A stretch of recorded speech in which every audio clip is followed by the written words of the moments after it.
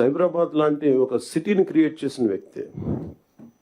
మనస్ఫూర్తిగా చెప్తుంటే అది చాలాసార్లు రోడ్డు మీద వెళ్తుంటే, ఫ్లైఓవర్స్ మీద వెళ్తుంటే హైదరాబాద్లో ఒక రాళ్ళు రప్పల మధ్య ఒక నగరాన్ని చూడగలిగిన వ్యక్తి. మేము ఎవరిని చూడలేకపోయాం. మాకు ఇప్పుడు రాళ్ళు రప్పలే కనిపించాయి, కానీ ఆయనకు ఒక మహానగరం కనిపించింది. So my respect towards CM గారు హెస్ రియల్ ఇంక్రీజ్డ్. లైక్ మేము ఇప్పుడు అదే ఊళ్ళలో తిరిగేవాళ్ళం, అదే ప్రాంతంలో తిరిగేవాళ్ళం.